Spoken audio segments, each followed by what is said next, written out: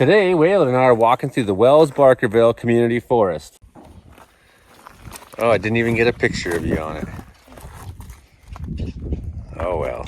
The Wells-Barkerville Community Forest, established in 2014. 4,500 hectares in size, this portion is.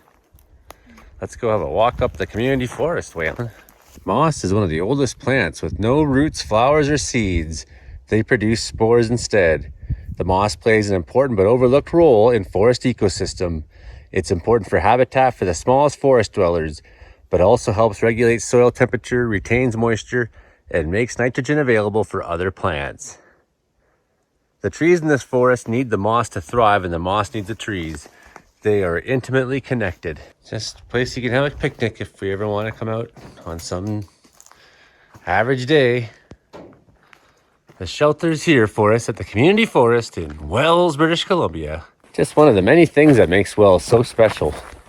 It is a pretty special place, this town called Wells. Which way do you want to go, Waylon? Left or right? Left. Uh-oh. Hardest part is putting them.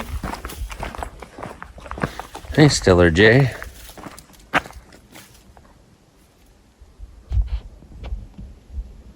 Oh, what a pretty bird, eh? He's like, got any food?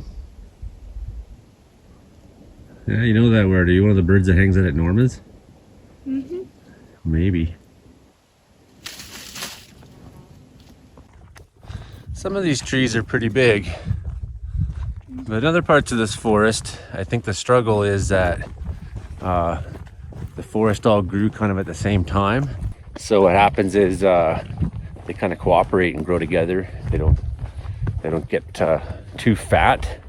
So the girth that you kind of want for a community forest, I think like probably we're gonna have to thin some of these trees out over time and allow space for the for some to actually put on some weight. But this stretch isn't so bad on this side of Cornish Mountain. I think some of these trees are pretty big. That one's pretty fat. And this guy up here is pretty fat. Same with the one in behind him.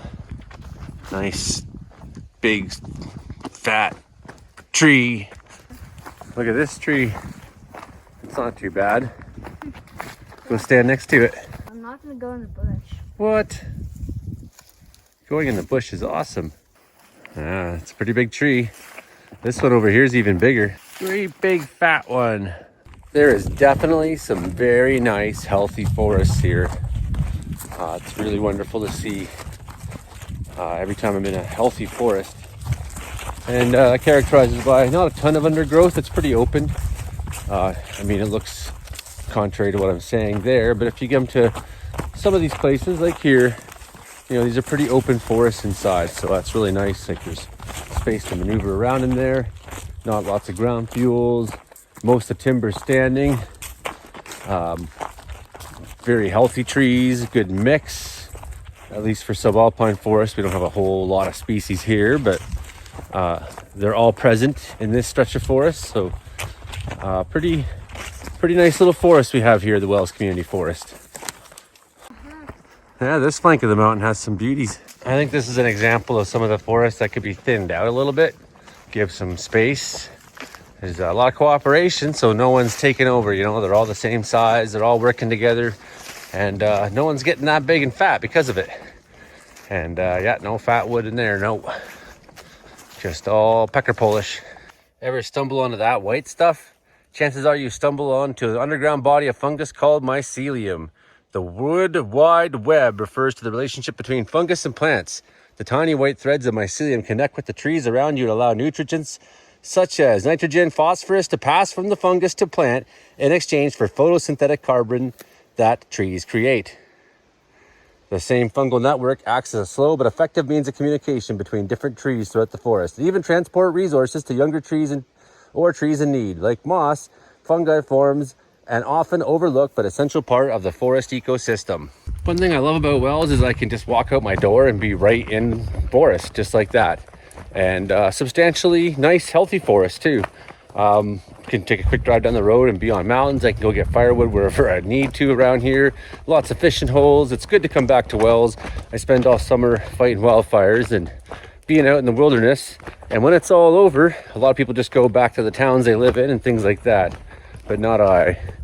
Well, I do come back to the town I live in, except the town I live in is not that much different than all the places I've been throughout the year. So I really feel blessed that I get to live here. And for all the craziness I get to see in the summer, I get to come back to this nice, peaceful, calm, loving little community I have that has a wonderful community forest even.